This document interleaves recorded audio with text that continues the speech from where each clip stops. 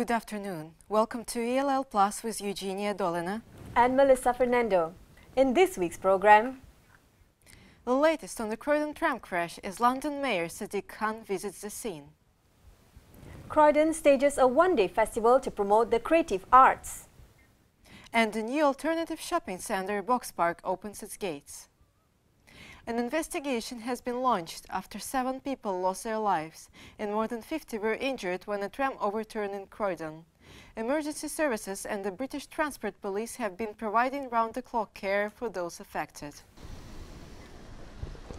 The whole area in Croydon has come to a standstill. At 6 a.m. this morning, a tram overturned, resulting in 5 deaths and more than 50 injured. Police are still trying to decipher the cause of the incident, but at this stage, investigation is still ongoing. We then sent 22 ambulances to scene, 12 officers, 2 advanced paramedics, 2 of the London air ambulance teams, which obviously were in cars at that time of the morning, and our hazardous area response team. It's not a good thing, it's a big tragedy. It is so sad to hear that things happening here. We're now in the recovery stage of the operation. And I pay tributes to the emergency services, particularly the London Fire Brigade, British Transport Police and the London Ambulance Service for their hard work throughout the day. My prayers, my thoughts are with family members and loved ones. We start now a painstaking investigation to really understand what happened, and that's going to take a number of days. We will now be speaking to the driver in due course to discover exactly what he knows. The local MP has been on the scene all day. His friend was on the tram and is currently being treated in hospital. This is a really traumatic event. Thousands of the people that I represent in Parliament use these trams to get to work or get to school every morning. They've had an incredible safety record. So this is really not a day that you ever expected to see. Later that evening, 2 more people died as a result of their injuries sustained in the derailment. Melissa Fernando, Croydon, ELL Plus.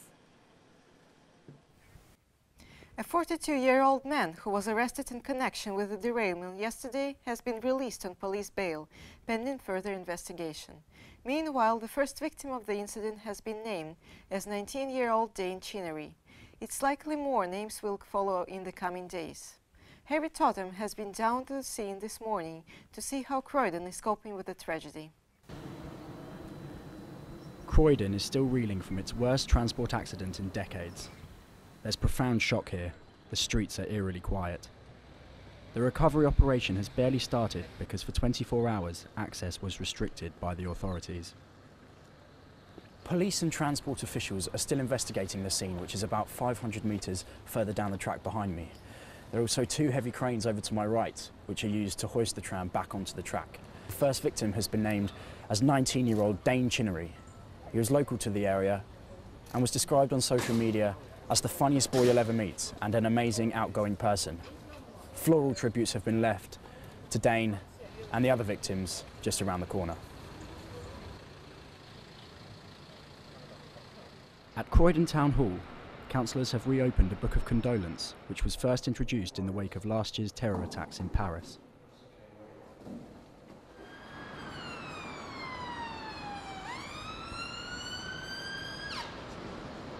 The majority of victims were rushed here to Croydon University Hospital by ambulance, with some of the wounded following on foot. A few patients were kept in overnight with a range of injuries, and the hospital has praised staff for doing an excellent job in what they call challenging circumstances on a distressing day.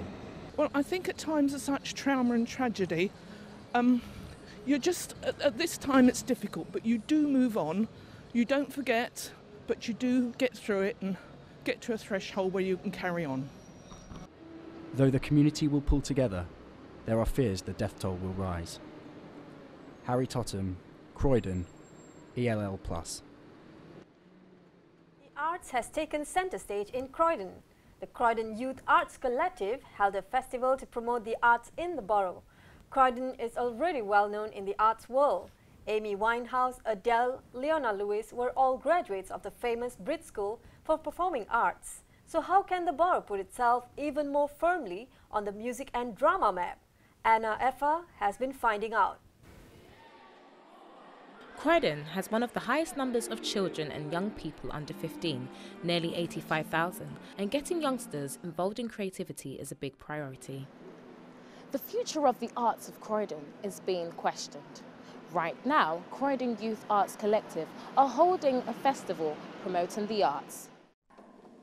Croydon Youth Theatre Organisation performed an original piece. Young artists' work was put on display and young children were able to join in on activities. Croydon's at a bit of a sort of pinnacle point in terms of transformation. So we've got the Box Park launching today right next to East Croydon Station.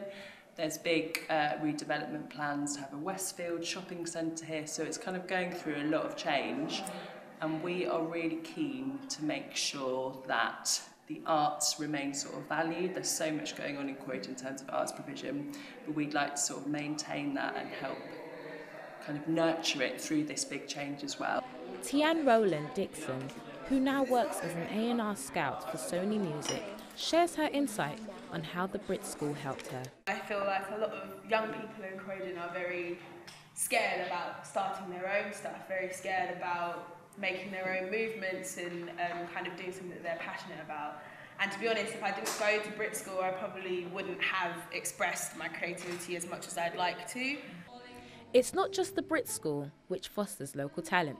Other arts organisations help stars of the future too. I think it's just helped me become more mature as a young person and an actor really. And it's good to be around other young people, same age basically, that I can just get along with, and it's good to just be myself around them. As part of the festival, industry experts answered questions in a panel discussion. It concluded with encouraging words from the Deputy Mayor. Believe in yourself, because you got it. If politicians prove as good as their word, the future of the arts looks promising. Anna Efah, Croydon, ELL+. Now with the rest of day's news, here's Vicky Tseng. A man who was punched to the ground in Efgeniya last week is said to be still fighting on his life in hospital. He was found lying in the street on New Cross Road, near the junction with Efgeniya High Street. Despite being rushed to hospital, reports say he sustained serious head injuries. Police have released a CCTV image of a man they want in question in connection with the incident. Anyone who recognizes him or who can provide further information is asked to contact Lewisham Met Police by phoning 101. No arrests have been made. They say the inquiries are continuing. Hackney is one of the only East London boroughs to offer homes to Syrian refugee families. Three have arrived since September, and 2 more families are due to arrive there soon. Most of the funding is in place, but there's still a shortfall of £10,000. A local charity, the New World Benevolence Fund, has pledged to provide £5,000, but the chairman, Abdul Rahman Mangera, had appealed on Facebook for more donations. The government is committed to taking 20,000 Syrian refugees by 2020. And finally, every deer has its day. And at Clitsell Park, some of the oldest animal will be retiring this winter to a new private deer site in Devon. The deer are one of the most popular features of the park. There's been a herd of deer there for over 100 years. According to Hackney Council spokesman, most deer live for around 10 years, and some of the older ones will shortly be moved to the West Country for a quieter life and to make spaces for a new generation of young bucks. Back to you. Thank you, Vicky. A new pop-up shopping mall opened in Croydon last weekend, modelled on the very successful retail space made out of shipping containers in Shoreditch. The East London retail space includes small independent retailers, restaurants and street food outlets. It was the world's first pop-up mall. The new venture south of the river aims to build on its success. Jane Chou reports. I'm here at Box Park, Croydon, a newly opened pop-up mall made of shipping containers. The owners say it brings commerce and creativity to Croydon, but what do the locals think?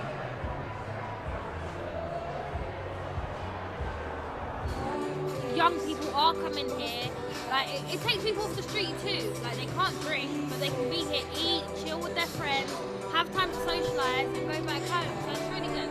I think it's good. I think it's definitely something that Croydon needs. Croydon has been pretty flat for quite some years. Box Park is brought to Croydon by the same team behind a similar venture which started in Shoreditch 5 years ago. It's one of the first stages in a major regeneration scheme called the Croydon Plan. Independent retailers we spoke to were equally optimistic about the launch and what Box Park will do for their businesses. It's been great, it's been really busy and I think everyone's been really happy about it, and the feedback from the locals has been great. They just said they've been waiting forever for something like this. And, you don't need to leave Croydon anymore. Box Park Croydon provide a really good platform for us, so we don't have to do the marketing by our own. So it's really good for us. Box Park, you know, it's got a lot, it's established already, a lot of people know about it, and I thought for us to be a part associated with Box Park can only do us good. It's brought a lot of people in. I mean, I was speaking to people that's come into the restaurant, and they've come from Essex, all the way from Essex. That's what it's done, it's brought people in from far afield to Croydon, so that can only be good for Croydon. As Croydon recovers from a dramatic week, any good news is being welcomed here. People say regeneration in the form of the Box Park is crucial for the future. Jane Chou, Croydon, EL+. Coming up on ELL Plus News, Francesca will have the latest sports news. Stay with us.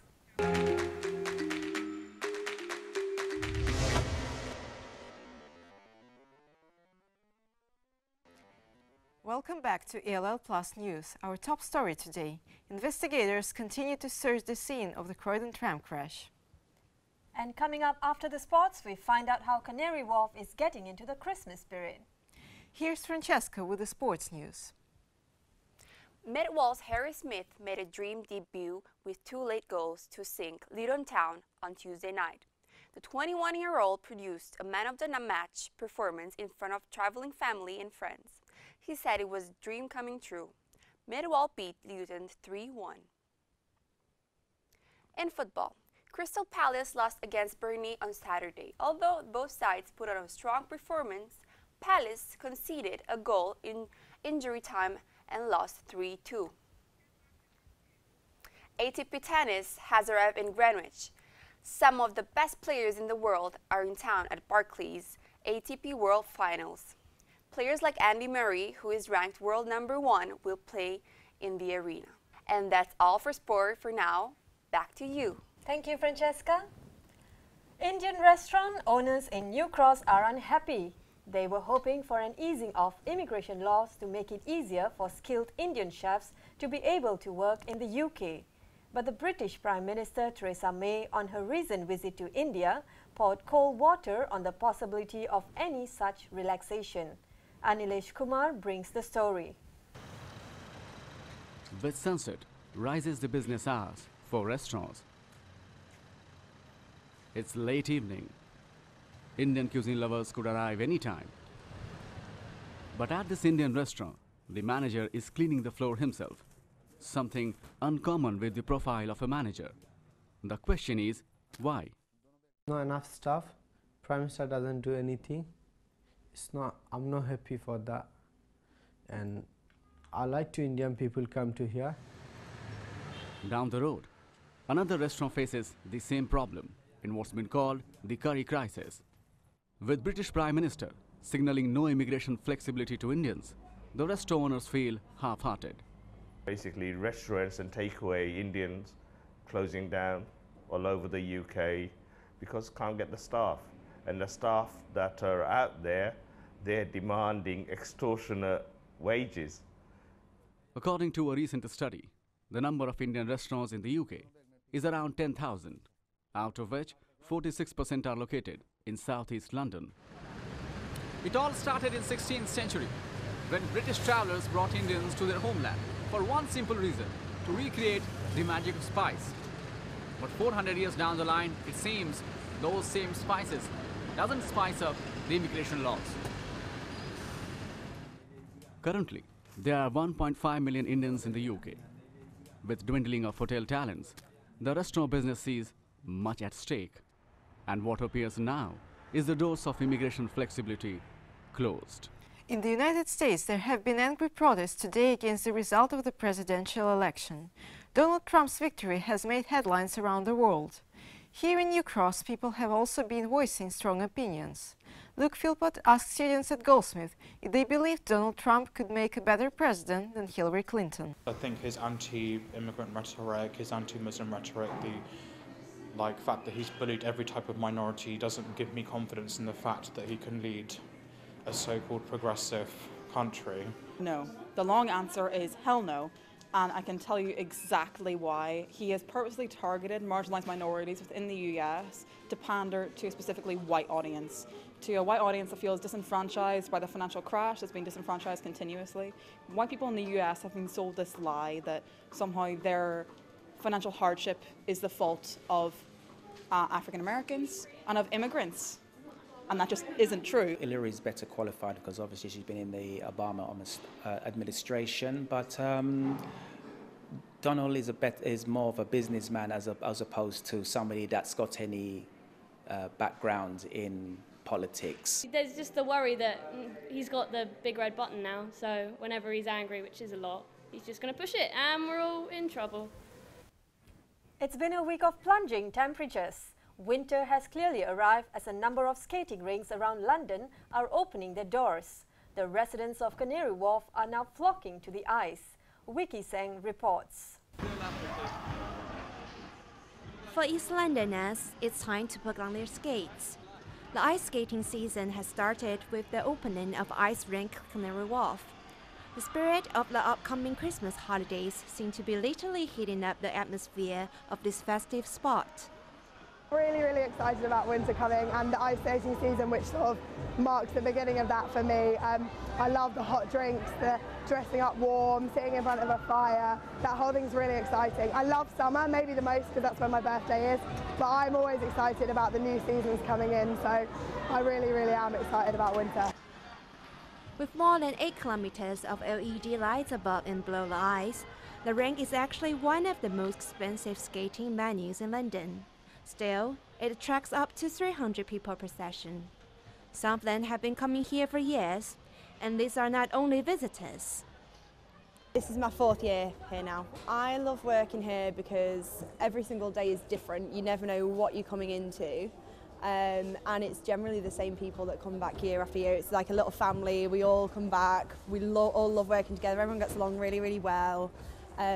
So as hard as you're working, you're surrounded by your friends as well, so it's a really nice atmosphere to work in. With 4 months of skating ahead, the rink is the most long-lasting winter venue in the city. Vicky Tseng, Canary Wharf, ELL Plus. That's it for now. Thank you for joining us. We'll see you next week.